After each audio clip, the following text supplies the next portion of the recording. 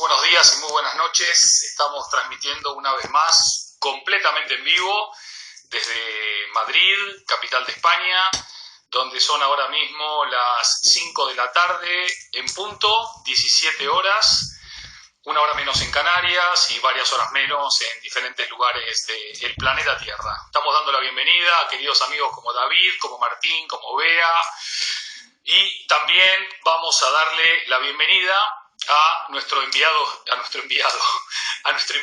especial de hoy, un invitado muy especial, inesperado para casi todo el mundo, por qué no decirlo para todos, pero hoy vamos a tener un invitado que va a contagiar y a inspirar con su conocimiento y con su sabiduría.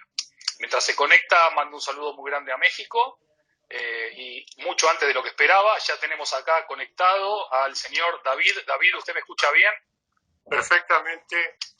Fenomenal. Para quien no lo conozca, el señor David se llama David Stallman, y nada más y nada menos, es gracias a quien al 50% yo existo hoy acá en este planeta. Así que papi, gracias por la vida primero que nada. ¿Cómo estás? Muy bien, encantado de que me llames y que pueda verte en vivo y hablar contigo en esta forma, además casi públicamente.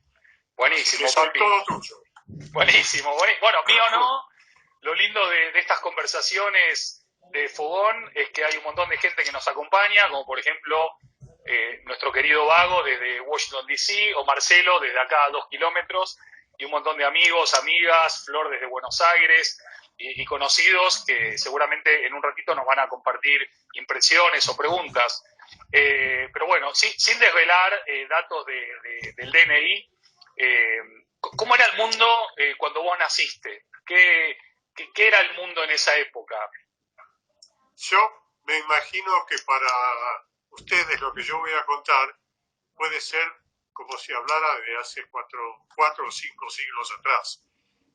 Yo nací y viví los primeros 10 años de mi vida en un pueblito en la Patagonia, con calles de tierra, donde cuando escuchábamos que pasaba un avión salíamos corriendo todos a la calle para poder verlo, donde había muy pocos autos, donde todavía circulaban muchos a caballo, y nosotros ya éramos modernos, teníamos bicicleta.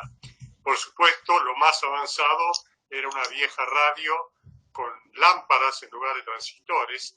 Y bueno, y uno de los recuerdos que yo tengo de esa época es que era la época de la Segunda Guerra Mundial. Lo que ustedes estudian en los libros de historia, yo tengo recuerdos presentes. Uno de ellos tendría 6 o 7 años.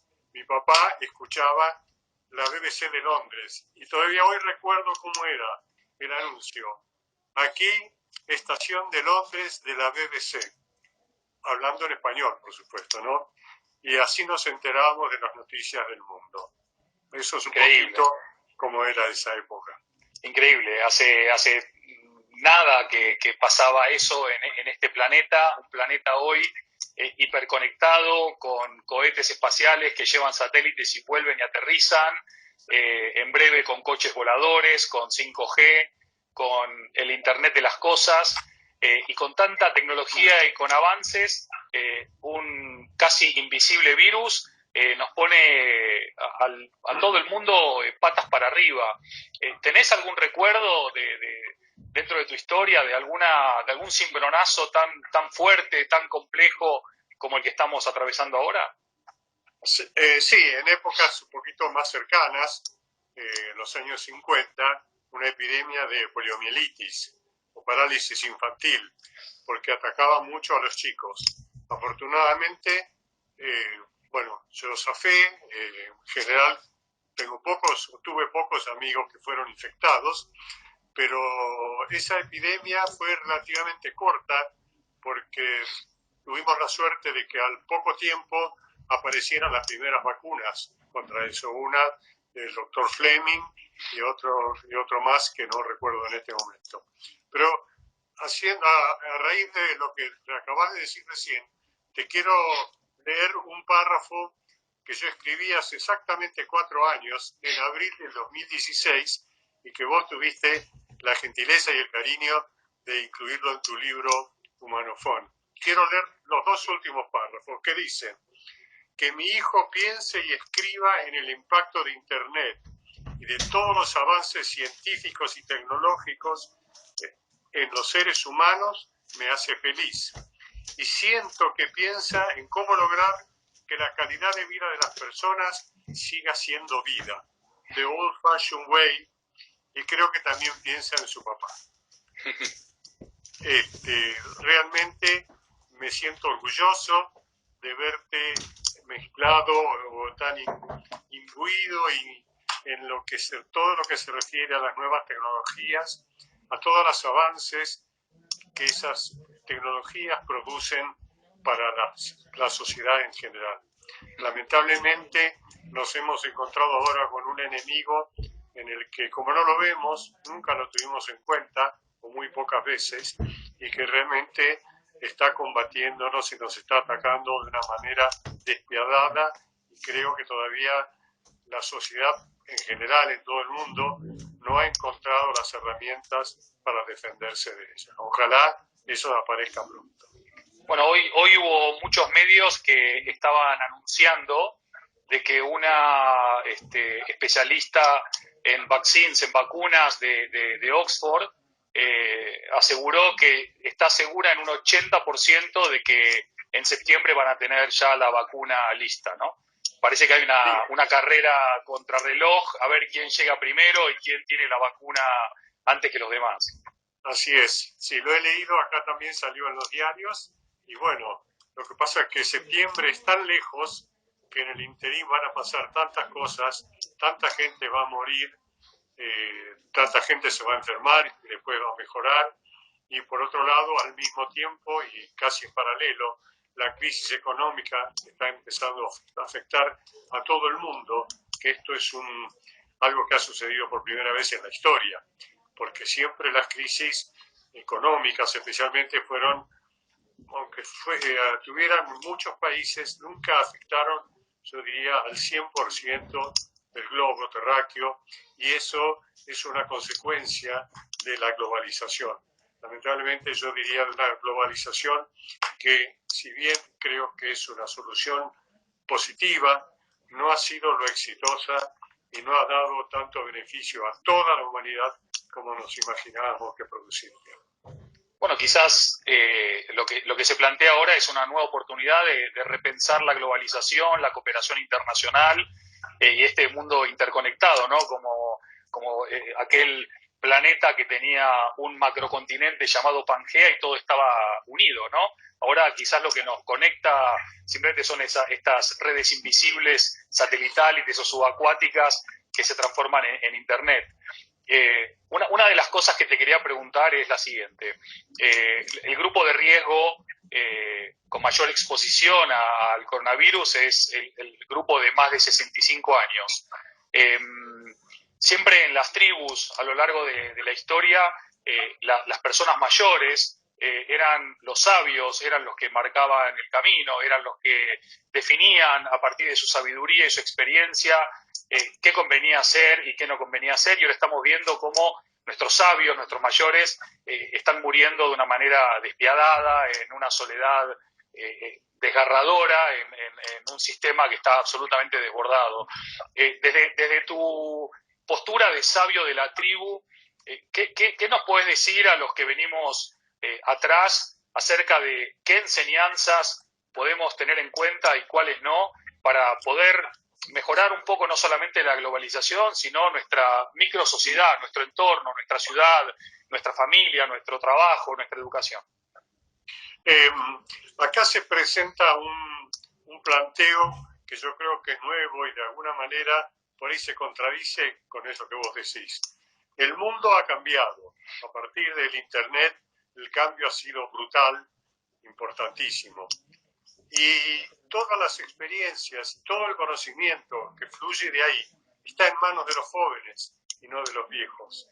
Nosotros participamos marginalmente en las ventajas y en la utilización y en las posibilidades que nos da Internet.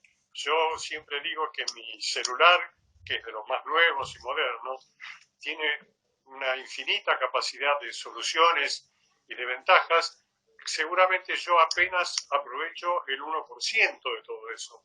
El otro 99%, y a lo mejor exagero diciendo el 1%, se me escapa.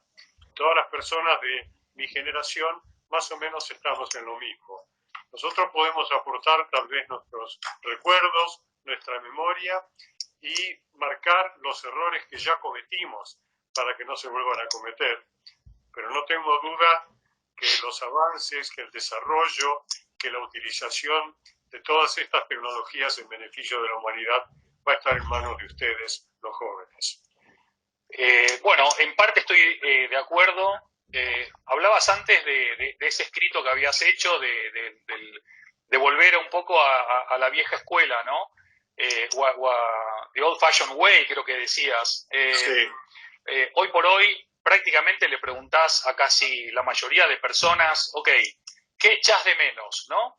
Y yo, por lo menos en mi no profesional encuesta, sin ninguna base científica más que la respuesta de gente conocida, más allá de que la pueda conocer físicamente o no, puede ser conocida por las redes, todo el mundo lo que me está diciendo es: echo de menos un abrazo, echo de menos un beso, echo de menos salir a caminar, echo de menos ir al bar, echo de menos salir a la calle, echo de menos estar reunida con mis amigos o con mis amigas.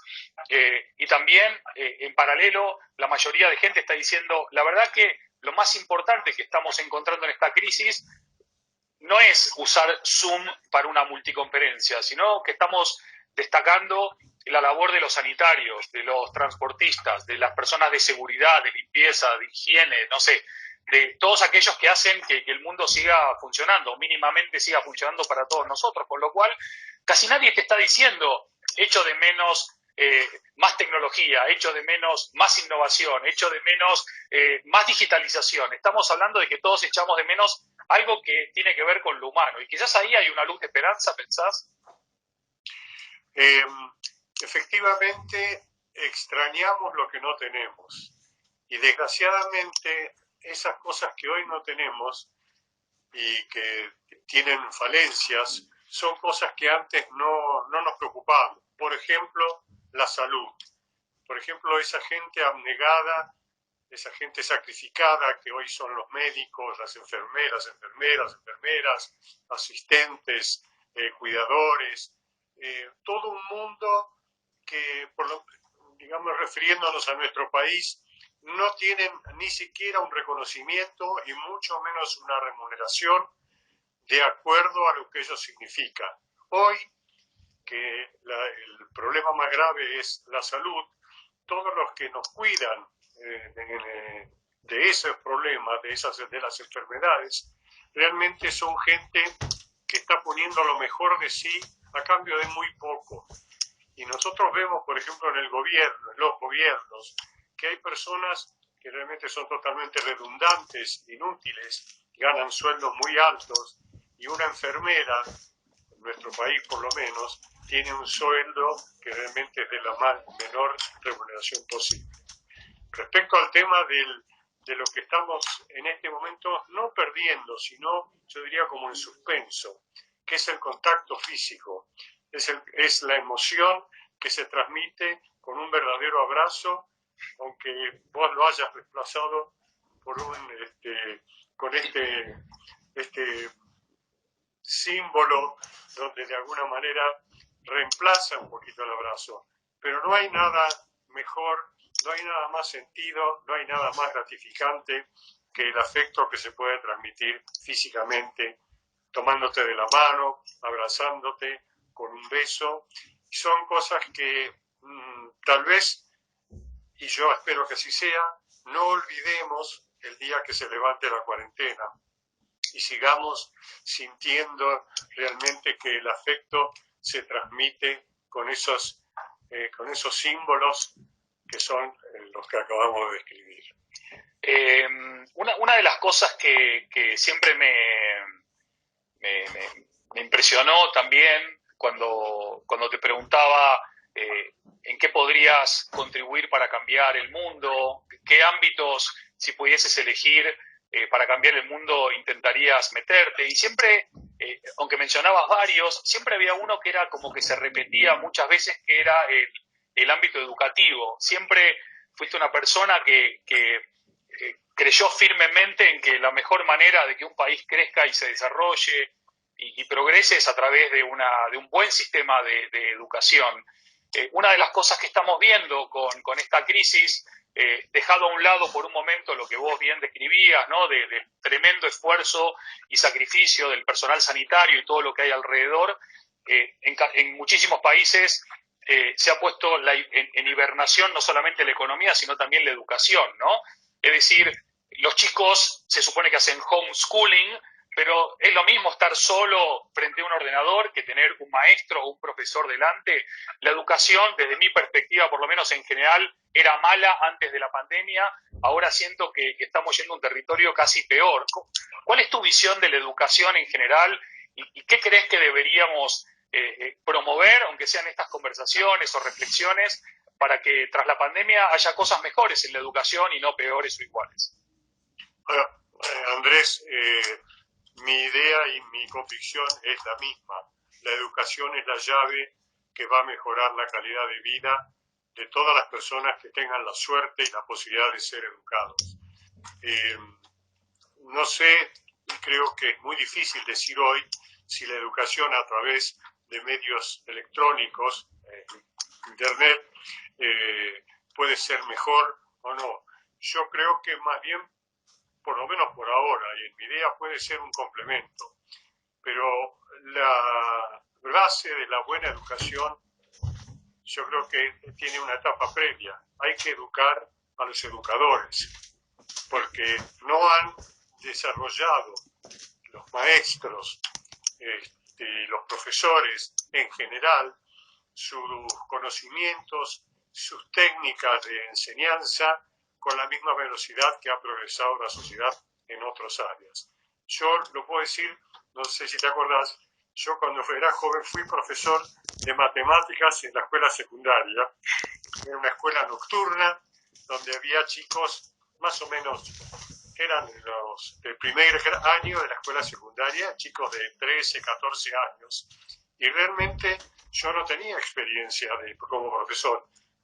Pude serlo porque, como yo ya era arquitecto en ese momento, sigo siéndolo, entonces me aceptaron para cubrir una vacancia y fui profesor durante 1 o 2 años. Y el esfuerzo de los profesores no era, tenía, digamos, con mis compañeros, claramente demostraba que no había muchas posibilidades que esos chicos tuvieran una buena educación, porque no solamente no estaban formados, sino que no estaban estimulados. Así que para mí una de las cosas fundamentales es esa, que los profesores, los maestros reciban formación como hay en los países del norte de Europa, que creo que ya lo debes saber y lo sabe creo que mucha gente, donde la profesión más prestigiosa es la de maestro. Los alumnos de escuela secundaria que tienen las notas más altas pueden elegir a la facultad que van a ir a hacer la carrera universitaria, y la mayoría de los mejores alumnos eligen la carrera docente. Y también hay otra parte de la docencia o de la enseñanza o del aprendizaje que no está en las escuelas y está en la casa de cada uno. No sé si todos hemos sido buenos educadores, nunca fuimos a una escuela para enseñarle a nuestros hijos, pero de alguna manera teníamos idea de que algo teníamos que transmitirle. Si no, vos te debes acordar cuando hacíamos los viajes los fines de semana, cuando salíamos de la ciudad, que jugábamos a las capitales o a las ciudades o a los países, en fin, temas que en ese momento te aburrían a vos y a tus hermanos, pero que alguna vez alguno de ustedes me dijo, gracias a esos juegos yo aprendí tal o cual cosa. Creo que esas dos vertientes, el hogar y la escuela, los padres y los maestros, son la mezcla o el cóctel que puede llegar a formar a personas educadas y que nos permitan mejorar el mundo. Excelente, papi, gracias, buenísimo, excelente. Me están preguntando, mientras estabas hablando de esto, creo que es Gonzalo, si no leo mal, que me dice, si las escuelas son imprescindibles, ¿por qué tantos genios no fueron a ellas? ¿Por qué tantos grandes inventores o creadores fueron más autodidactas o quizás recibieron esa educación no en la escuela, sino en la casa? ¿Fue la casualidad? ¿Fue una educación muy buena en su casa? ¿Era una mente superior o son excepciones nomás? Yo creo que son varias de las cosas que vos decís. Son excepciones porque son mentes privilegiadas. Son Steve Jobs, son Bill Gates, realmente son mentes privilegiadas. Pero además es probable que con la capacidad o el intelecto o el nivel de inteligencia que tenían, no tenían la escuela adecuada. Entonces, para ellos ir a una escuela común era perder el tiempo y probablemente tuvieron padres, pues eso es probable, no conozco la vida de ellos tan en detalle, pero tuvieron padres que se dieron cuenta de eso y a lo mejor tenían la posibilidad o la capacidad de transmitirles unos conocimientos con una velocidad y a un nivel que era mucho mejor que el de la escuela común a la que hubieran asistido. Sí. Eso sea la razón. Es probable. Yo me acuerdo cuando leí la biografía de Richard Branson, de Sir Richard Branson, que los padres decían, cuando Richard era joven, los maestros y nosotros pensábamos que tenía un 99% de chances de que cuando fuese adulto fuese a la cárcel y 1% de que sea un genio. Y decidimos apostar por ese 1%. Bueno, Richard Branson es quien es, en parte también por la confianza de los padres en él en una época tan confusa como es la juventud, ¿no? Papi, otra de las cosas que quería hablar con vos es una de las grandes críticas que se le hizo a la globalización es las diferentes velocidades en que fuimos avanzando, ¿no? Es como que hay una parte del mundo que avanzó más rápido que otra, más allá de que, según todos los indicadores de los grandes organizaciones e instituciones del mundo, el año 2019 fue, según todos los datos, el mejor año de la historia de la humanidad, con los menores índices de pobreza, de analfabetización, de etcétera, etcétera, etcétera. Uno de los grandes desafíos es hacer que toda la gente con menos recursos no se quede en el camino. No solamente ahora durante la pandemia, sino mañana también, cuando podamos crear superhombres, cuando lleguemos a la singularidad, cuando podamos modificar genéticamente lo que somos para poder tener más habilidades intelectuales o inteligencias. Siempre desde que más o menos llegó tu edad de jubilación, aunque nunca te jubilaste, siempre seguís haciendo un millón de cosas, te viste en la necesidad de devolver mucho de lo que la sociedad te dio y te encontraste con un montón de historias más tristes, más inspiradoras, de gente con más necesidades, sin recursos económicos o sin recursos emocionales. ¿Cómo ves a todo ese mundo, que es mucho mundo, encajando en esta nueva globalización o en este nuevo capitalismo que se viene en breve? El tema de que vos mencionaste, de que alguien dijo que 2019 fue el mejor año de la historia, Piketty, Thomas Piketty creo que es el nombre, es él en su libro sobre la ilustración, él dice que esta época, no este año 19 en particular, sino este siglo, es el siglo donde la humanidad vive mejor que nunca, con los avances en la salud, en el movimiento, en el transporte. La globalización yo creo que es beneficiosa, ha traído progreso, pero ha traído progresos desiguales. Hay mucha gente y muchos países que realmente recibieron los beneficios de la globalización de manera generosa. Hay países que progresaron, sociedades que progresaron, y hay otros que no, pero por distintas razones. La Argentina, por ejemplo, es un país que nunca se sintió parte de la globalización. Nosotros jugamos como un partido separado. Estamos colgados del mundo, pero no integrados al mundo. Acá la teoría de vivir con lo nuestro, por ejemplo, fue desarrollada por economistas y personas muy importantes y muy reconocidas que hablaron de ese tema y han escrito libros. Cuando se habla acá por ejemplo, del comercio exterior. El comercio de bienes fue una de las cosas que más creció durante el periodo de la globalización. Acá funciona otra teoría, vivir con lo nuestro. Acá lo ideal, piensan algunos, y desgraciadamente lo piensan los que por ahí tienen la fuerza de imponer sus decisiones, piensan que si no tuviéramos que comerciar y pudiéramos fabricar todo acá y consumir todo acá, seríamos mucho más felices. Es un grave error. Yo lo comparo con el que pone una despensa o un pequeño almacén, lo llena de mercadería y después lo cierra y no le vende a nadie y piensa que va a sobrevivir comiendo lo que tiene en el almacén. Un poco grotesco el ejemplo, pero creo que pinta la realidad. Sí, de acuerdo. La riqueza que ha generado el comercio, que es una de las fuentes y orígenes de la riqueza, no se ha distribuido en forma pareja y se han crecido las desigualdades en muchas sociedades. Yo creo que parte de eso es culpa de las dirigencias globales y creo que es un punto que no hemos tocado, pero si vos mirás un panorama de lo que era el mundo, por ejemplo, después de la Segunda Guerra Mundial, ¿quiénes eran los líderes de los países centrales? ¿Y quiénes son hoy los líderes de esos mismos países? ¿Te das cuenta la diferencia brutal, a pesar de que en estos 70 años ha mejorado la ciencia, ha mejorado la educación, ha mejorado la tecnología? Deberíamos haber tenido que las personalidades que accedan a esos cargos vengan mejorados con todos esos insumos. La realidad es que la dirigencia importante de todos los principales países del mundo deja mucho que desear y creo que en parte los problemas que vivimos hoy son consecuencia de eso. Tenemos clarísimamente un problema de liderazgo global tremendo. Mucha gente dice que es la peor generación de líderes políticos de la historia. Bueno, habría que hacer un análisis más pormenorizado para ver si es así, pero da la sensación de que es así.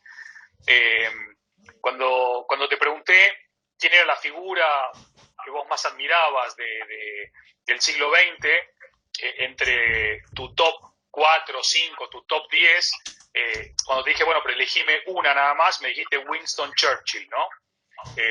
Y Winston Churchill dijo algo que a mí me encanta, que es que un político se transforma en estadista cuando deja de pensar en las próximas elecciones y se pone a pensar en las próximas generaciones. Y sigue dando la impresión, en medio de la pandemia, que la mayoría de políticos están mirando más las encuestas para las próximas elecciones que el impacto en las próximas generaciones. No sé si vos ves lo mismo y qué podemos tomar quizás de Churchill para que nuestros líderes se pongan un poco más las pilas, ¿no? Mira, la primera cosa que se me ocurre pensar es que Churchill, que fue un líder del periodo de guerra, yo creo que fue el hombre que salvó al mundo de la pandemia del nazismo, a pesar de que formaba parte de una clase que miraba con mucha simpatía al nazismo. Él fue una excepción dentro de eso y llevó a Inglaterra y al mundo a derrotar esa catástrofe.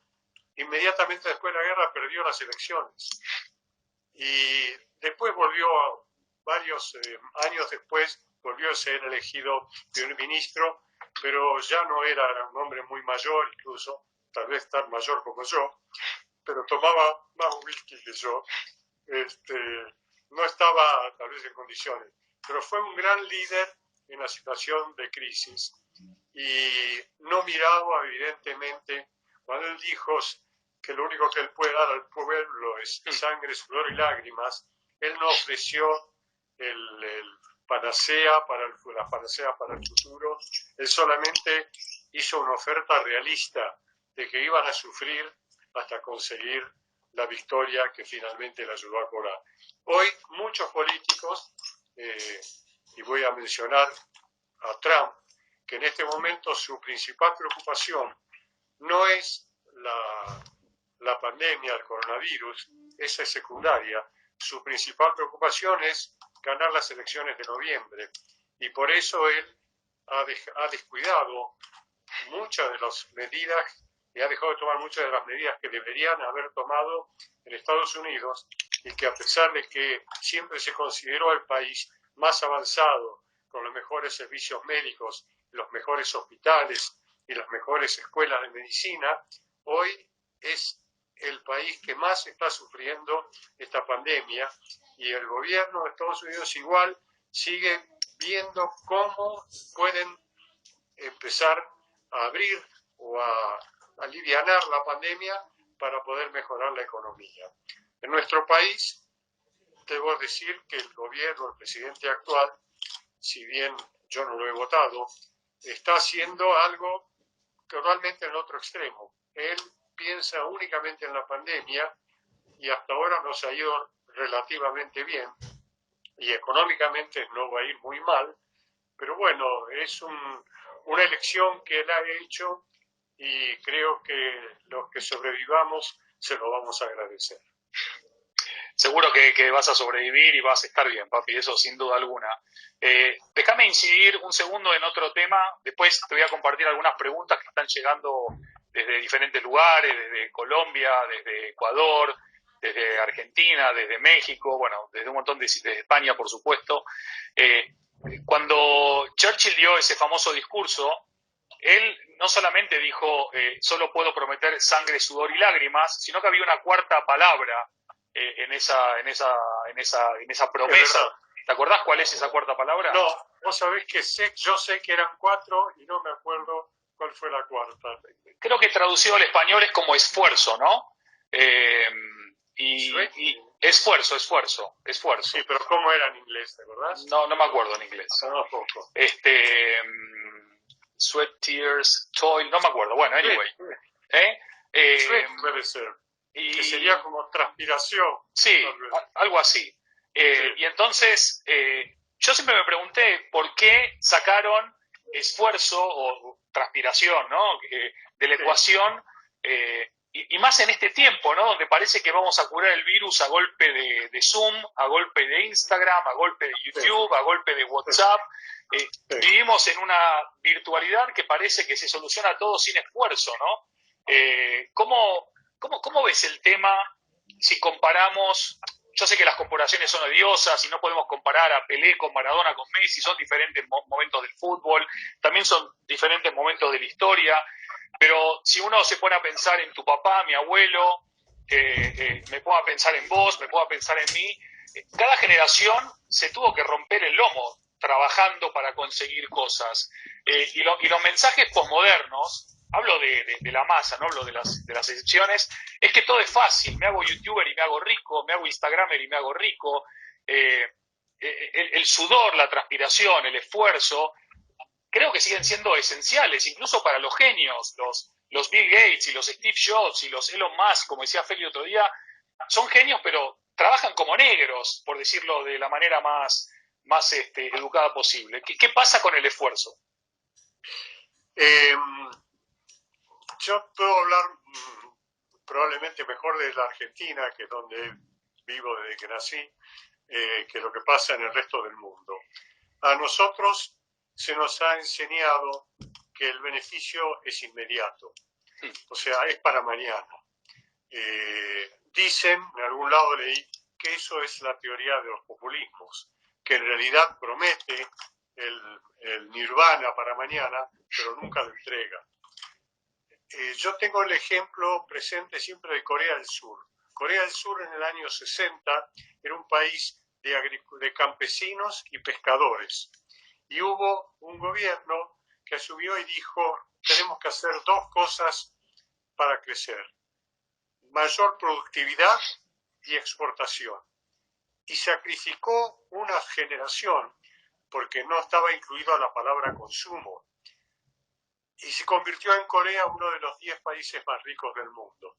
Nosotros, que fuimos uno de los 6 países más ricos del mundo y que éramos un modelo y un ejemplo, hemos aprendido a través de los distintos gobiernos que hemos tenido, ninguno en particular responsable, todos son responsables, que no tenemos que hacer esfuerzos, que tenemos derechos, no tenemos obligaciones, no tenemos por qué esforzarnos. La promesa de que nuestros nietos van a vivir bien, pero nosotros tenemos que sacrificarnos, es impensable acá. Ni siquiera que nuestros hijos van a vivir bien. Nosotros tenemos que vivir bien.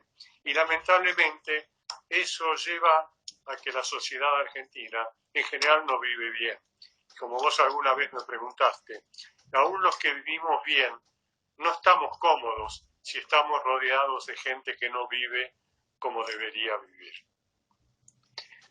Sí, yo me acuerdo cuando te pregunté una vez en alguna de las 800 crisis argentinas si esa crisis de alguna manera nos beneficiaba o nos perjudicaba, y vos me dijiste, en la medida que perjudica a la mayoría nos perjudica, y en la medida que beneficia a la mayoría nos beneficia, porque siempre tuviste un pensamiento más cercano a una sociedad japonesa o alemana, donde el bien y el interés general es más importante que el sálvese quien pueda o el interés individual. Uno de los temores que está surgiendo ahora, vos viviste muy de primera mano lo que fue la Guerra Fría, Sí. fueron apenas 30 años, ¿no? Donde el mundo se partió al medio, donde dos modelos, no solamente de economía, sino de pensamiento, de libertad, de forma de vivir, lucharon por a ver cuál se imponía al otro, ¿no?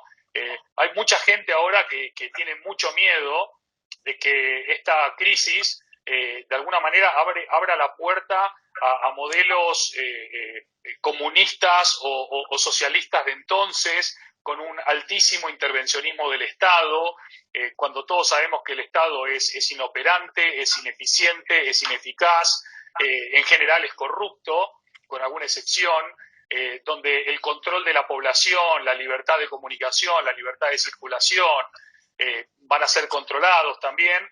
Hay otros, por contra, que piensan lo contrario. Vos que viviste esa época de Guerra Fría, que conocés lo que fue el comunismo, la revolución bolchevique afectó también a nuestro querido abuelo, a tu papá y a su familia en la Polonia de origen. ¿No es un riesgo tremendo volver atrás a pintar el mundo de rojo en ese esquema? Vos estás de alguna manera enfocándote en la mitad de la historia. El problema no es solamente el comunismo o vos decís vos, la izquierda, los que de alguna manera pueden provocar muchos de los problemas que creíamos ya superados. Lo que es la vereda de enfrente, la derecha, el fascismo, todo lo que significan los nacionalismos. Para mí el nacionalismo es el principal problema, aún más que el comunismo, porque nosotros hoy convivimos con un régimen como el chino, de 1.400 millones de personas, o 1.500, que son comunistas, y convivimos con un régimen como el de Putin en Rusia, que fue comunista en una época, hoy no es comunista. Sin embargo, yo creo que para el mundo es peor o más peligroso o más un retroceso lo que pasa en Rusia que lo que pasa en China. El populismo, el nacionalismo son los dos sistemas que son los que más problemas van a significar para el mundo. El populismo porque promete cosas imposibles, el nacionalismo porque significa la rotura del vínculo y la apertura que ha dado el mundo el tránsito de mercaderías, de personas y de dinero, que son los tres factores principales. Vos sabés que yo soy un enamorado de la revista El Economist, que cumplió 175 años el año pasado, desde 1843 o 44 creo, que se fundó, y es la revista que amo porque es muy, yo creo que es imparcial, no tiene posiciones tomadas férreas. Cuando tiene que criticar a la izquierda la critica, y cuando tiene que criticar a la derecha la critica. Y cuando tiene que elogiar a una o a la otra, lo hace. Y ahí siempre ellos son sostenedores en muchas páginas diferentes de que la globalización o la unión de los países con el modelo de la Comunidad Europea, que realmente creo que no apreciamos las ventajas que trae, y con la tragedia que para mí personalmente significó el Brexit, que fue responsabilidad de los políticos sin pensar cuáles son las consecuencias. Creo que Inglaterra todavía no percibió cuál va a ser la verdadera digamos, dolencia o prejuicio que el Brexit le va a traer. Y además eso trae la idea de otros países. Pero fíjate vos, ¿quiénes son los países que en este momento reclaman el individualismo? Hungría, con Orbán; Polonia, con Kaczynski; Rusia, con Putin; o sea, Italia, con el gobierno anterior de Salvini. O sea, todas personas que son populistas, que son de derecha, que son autoritarios, que tienen reminiscencias fascistas. Esos son los que quieren romper lo que ha sido un magnífico ejemplar de colaboración y de desarrollo para sus sociedades como es la Comunidad Europea. Sí, sí, de acuerdo, de acuerdo. También creo que convenimos en que los principales alentadores del Brexit fueron partidos populistas y nacionalistas que también hicieron o generaron su caladero de votos en un tipo de votante menos viajado, menos abierto, menos sensible, y que de alguna manera también le vendieron la idea de la vuelta del gran imperio cuando todos sabemos que ese regreso es inexistente, ¿no? Cuando hablamos de este mundo, de este nuevo capitalismo, claramente el rol de las empresas cada vez va a ser más relevante. Hoy hay un imperio silencioso que es el imperio de los grandes titanes tecnológicos que pueden determinar el destino de un país casi más que los propios partidos políticos. Es probable que en algún momento del futuro veamos consolidar la fuerza de las ciudades por encima de algunos países también, como polos de atracción, no solamente empresariales, sino en muchos otros ámbitos. Si vos ahora fueses el director general de una multinacional, ¿cuáles serían los 3 o 4 o 5 atributos que valorarías más de tu equipo directivo?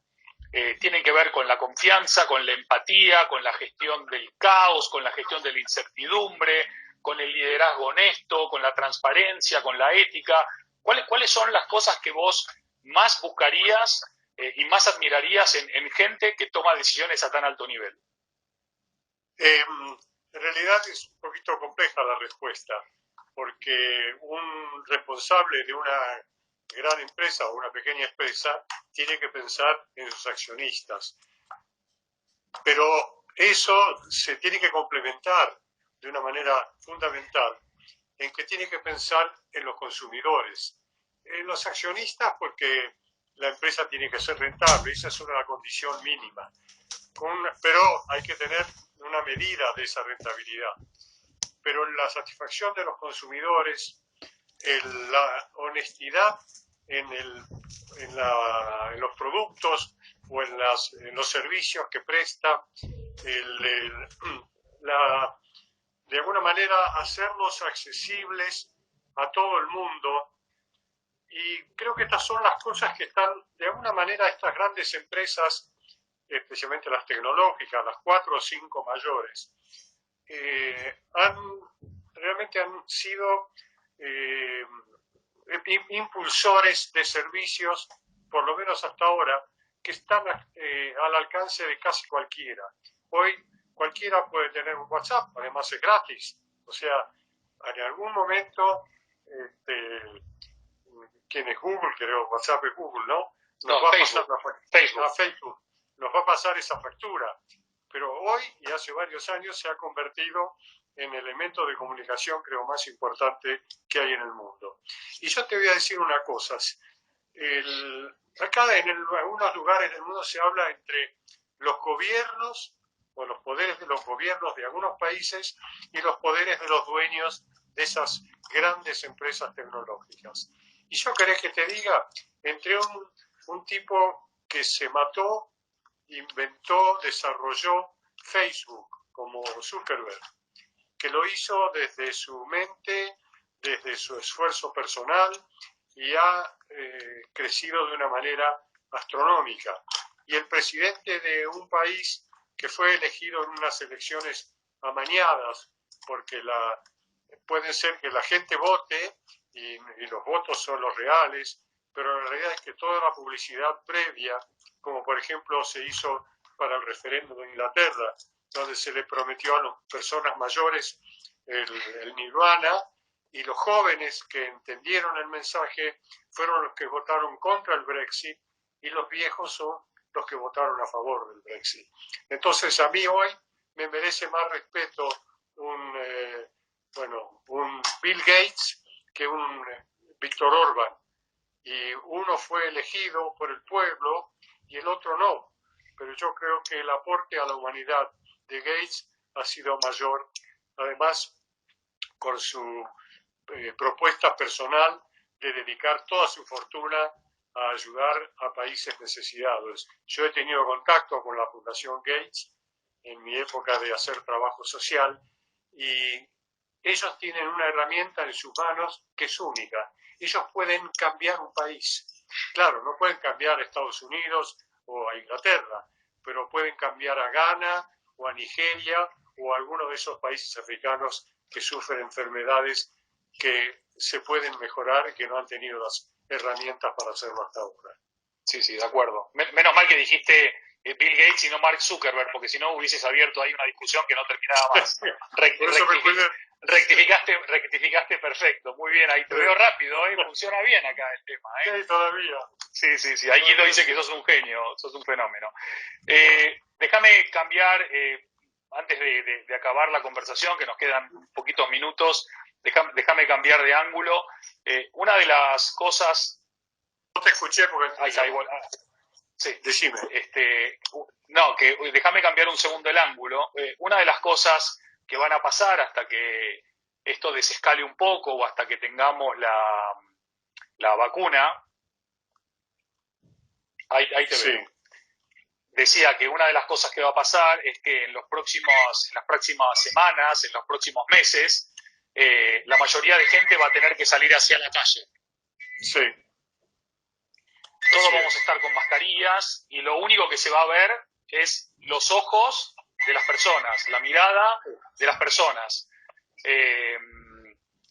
¿Cómo cambia la forma de relacionarnos cuando el propio asesor principal de Trump dice en el Wall Street Journal que hay que dejar de darse la mano para siempre y aparte vamos a dejar de vernos quizás una de las partes más expresivas de la cara, que es la sonrisa o la boca? ¿Qué poder va a tener ahora la mirada? ¿Cómo nos vamos a relacionar? ¿Cómo te imaginás que va a ser la sociedad en esta época de mascarillas? Pasamos de la época de las máscaras, donde todo el mundo careteaba, a la época de las mascarillas, donde la mirada no deja mentir. Yo creo que eso no va a suceder. Puede ser que en las primeras semanas que salgamos del encierro, de la cuarentena, no demos la mano, pero una vez que la situación entre en una normalidad con una vacuna efectiva, no te olvides que hubo pandemias como la famosa gripe española, que en realidad no se inició en España sino en Estados Unidos, y donde murieron 50 millones de personas en un mundo donde la población era probablemente, no sé, pero la tercera parte de lo que es hoy. Yo creo que no va a llegar a eso y va a ser por un tiempo. De cualquier manera, yo creo otra cosa. Los ojos creo que son más expresivos que la sonrisa. Con la sonrisa podés mentir, con los ojos no podés mentir. Y yo si tengo que elegir qué veo de la cara, si los ojos o la boca, prefiero los ojos. Muy bien, muy bien. Estamos de acuerdo, coincidimos plenamente. Estamos plenamente. Bueno, último par de reflexiones y te dejo tranquilo, que ya es la hora, no sé qué hora es en Buenos Aires, debe ser como una menos 12 minutos. 1 menos 12, así que justo te dejo para ir a comer. Acá en España la gente se está levantando de la siesta, o ya se levantó de la siesta. Una maravilla poder estar conectados. Me acuerdo cuando Zuckerberg o Facebook compraron Instagram, pagaron $1.000 millones de entonces, y me acuerdo que alguien me dijo, uy, con esa plata podían haber comprado el New York Times, ¿no? Sin embargo, eligieron comprar todo un universo de datos y todo un universo de información, de análisis de lo que hacemos y de cómo lo hacemos y de cuándo lo hacemos y de con quién lo hacemos, ¿no? Pero bueno, ya volveremos al tema de la privacidad. Te voy a hacer las últimas 2 consultas, papi. La primera es, ¿cómo es o cómo ha sido o cómo es tu trabajo comunitario, tu trabajo social? ¿Cómo ves la posibilidad de que desde que diferentes organizaciones no gubernamentales se pueda realmente ayudar a construir una sociedad más justa, más equitativa, más integrada, menos dolida, con más esperanza? Esa es la primera de las dos, luego la otra. En realidad, el trabajo de las ONG y de las instituciones privadas que hacen trabajo social es sumamente importante. No tiene la escala que puede tener el trabajo que hacen los gobiernos en ese sentido, pero probablemente, de acuerdo a lo que cuesta, yo creo que un peso o un dólar que maneje una ONG es mucho más útil que $10 que maneje el Estado. Vos sabés que yo trabajé hasta hace 3 años atrás, yo durante 10 años trabajé en una ONG como voluntario que hacía trabajo social muy intenso y fue una de las épocas más felices de mi vida. Ayer, creo que, si no me acuerdo, Marcelo Guío habló de eso, o alguien, de la satisfacción, de la recompensa que te trae el hacer un trabajo que transmita algo que mejore la vida de alguien que está cerca tuyo, que no es un familiar, sino es un total desconocido. Ayudar a la gente, tener la posibilidad, te da una riqueza y una tranquilidad de espíritu que es incomparable. Yo lo hice eso durante 10 años, después dejé porque, bueno, voy a confesar mi edad para los que no lo saben, yo tengo 82 años, estoy haciendo otro tipo de trabajo voluntario, pero más bien no es en temas de ayudar a la gente desde el punto de vista social o de salud, sino es un poquito más político, pero es un trabajo en última instancia voluntario y tiene sentido de beneficio para la comunidad. Así que eso es mi relación con este tema, y creo que si crecieran esas entidades, tuvieran mayor desarrollo, mayor alcance global, como hay algunas que lo tienen, creo que sería muy bueno para la sociedad en general, especialmente para la gente que lo necesita. Buenísimo. Me informan acá por línea privada de que Marcelo habló de eso, pero que ayer Feli estuvo hablando de eso precisamente cuando contó, me informa acá Sergio desde Buenos Aires, su anécdota en Nepal, ¿no? De que haber podido ayudar y contribuir fue algo que le llenó el alma, el espíritu y el corazón. Así tu nieto, nada más y nada menos. Coincido totalmente con él. Buenísimo. Bueno, y el mensaje de cierre que te quiero pedir es, bueno, tenemos ahora un montón de gente, como te decía, de muchísimos países. Acá David nos dice que quiere llegar a los 82 años con esa mentalidad y ver la vida. Y bueno, y un montón de gente como Vero Bonta, Caro Ostro, Mami, que nos está acompañando, están poniendo mensajes muy lindos. Suscribo todos al 100%.